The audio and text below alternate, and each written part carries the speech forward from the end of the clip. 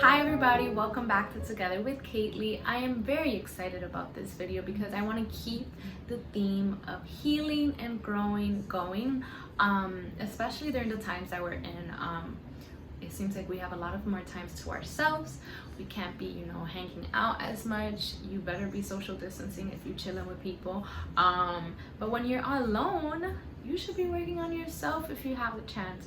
And so that's why I want to embrace this theme as much as possible before I move on to what else I have planned for you guys. And so this video and then the next time you'll see me is gonna keep this theme of healing and growing going, and then we're gonna get to other fun stuff that you'll get to do together with me. But anyways, enough of the preview. Okay, first let me address this girl. This is me in Napoli, in Italy. Me and my bestie Adri, we don't have, that natural painting talent. So I ordered for us this from, I ordered this one for myself. She picked her own image. And basically you send them an image and they basically number each color. And so there's no way you could fuck up because I have all the paint. One moment. I'm back.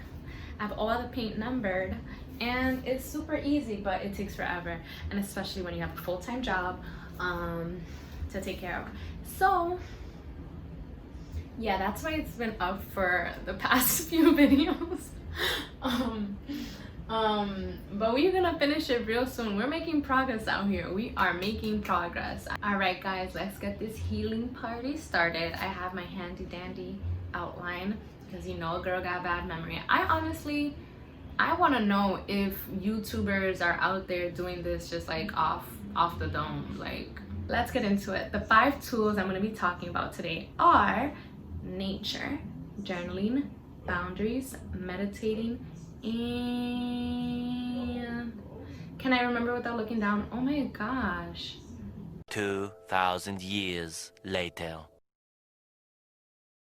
Faith? How did I forget faith?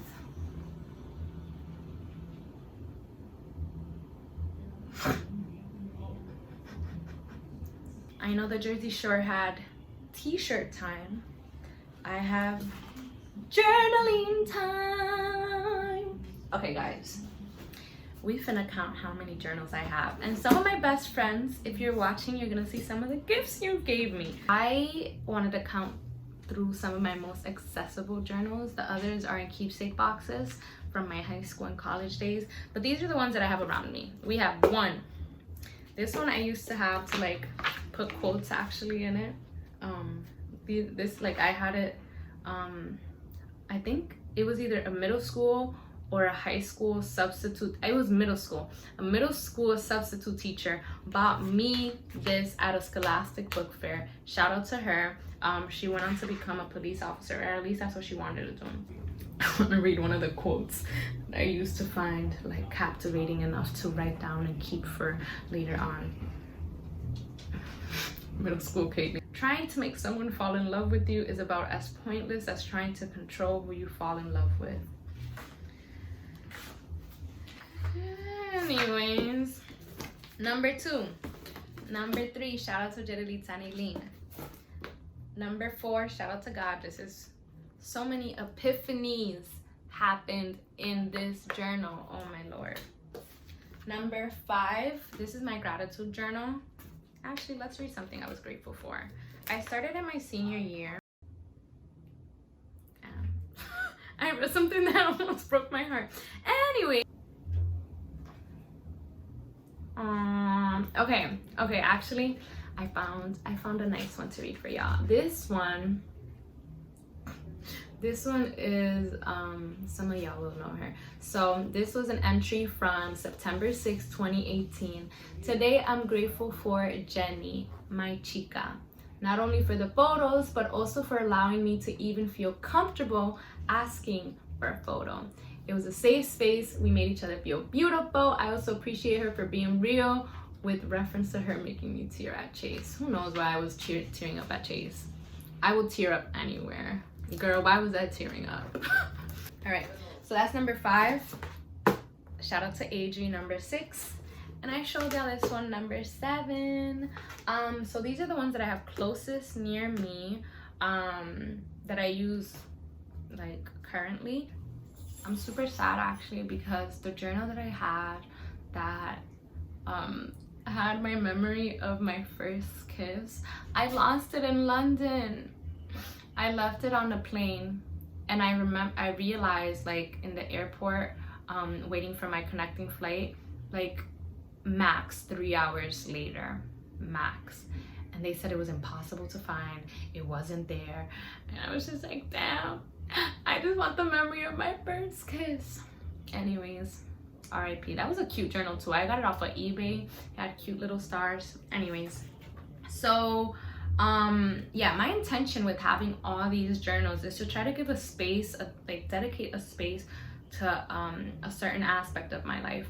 And I think that helps me just manage better my different experiences, because we are very complex beings. There's different things that cause us different emotions. And what I realized from high school and college journaling is that it was like, girl, your life is a mess. You talk about love, you talk about friends, you talk about your job, you talk about God, you talk about all these things in all these different places. And I'm just like, I cannot keep up.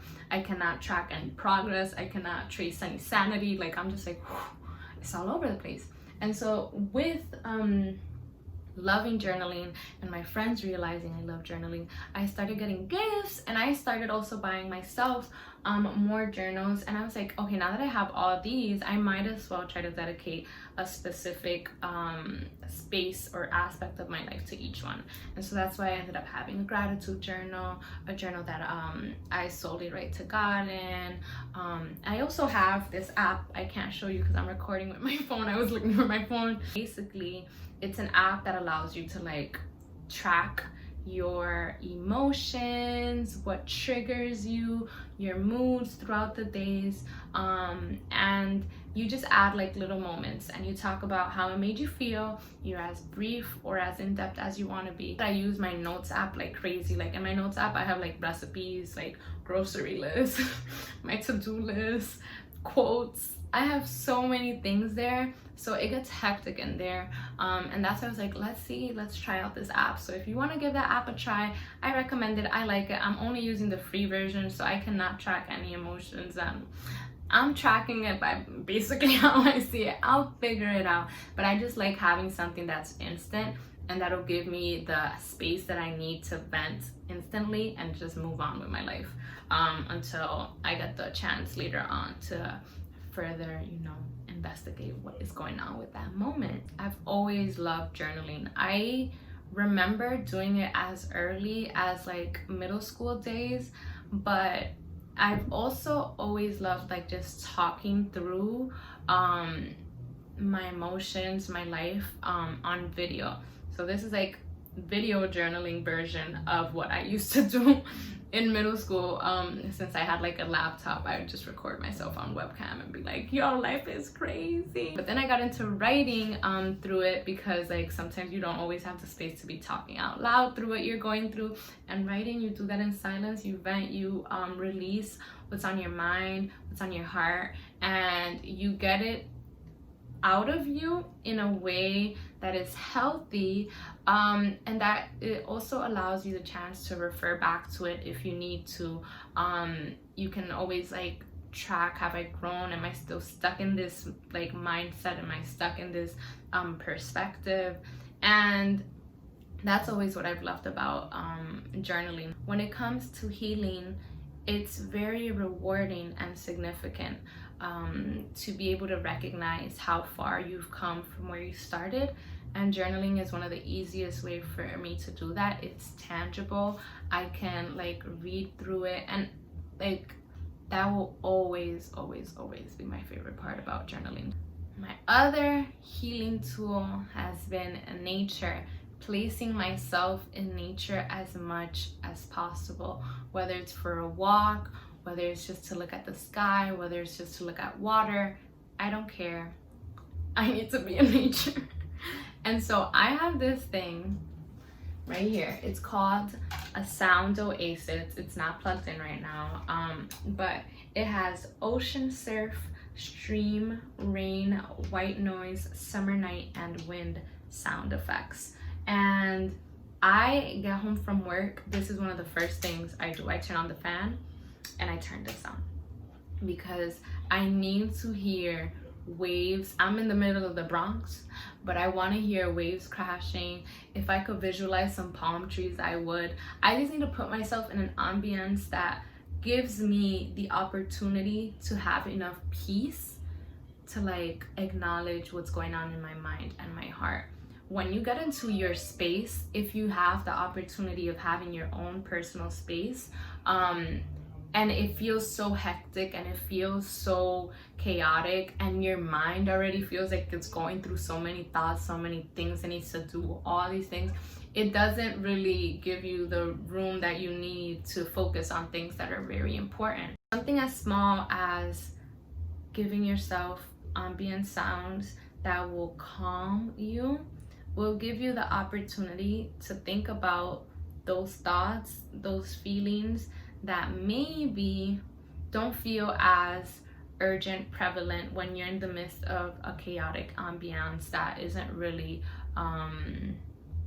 fit for healing someone who's trying to really contemplate their emotions, their thoughts, their actions, their behaviors. And so I encourage you to, if you like hearing the wind, if you like hearing bird chirping, if you like being out in nature, if you like swimming, whatever it is that you like to do, make sure that you give yourself the time to be in that space. And if you can't be in that space, turn on YouTube and put yourself a nice beach 8-hour long video and look at it, and you at the beach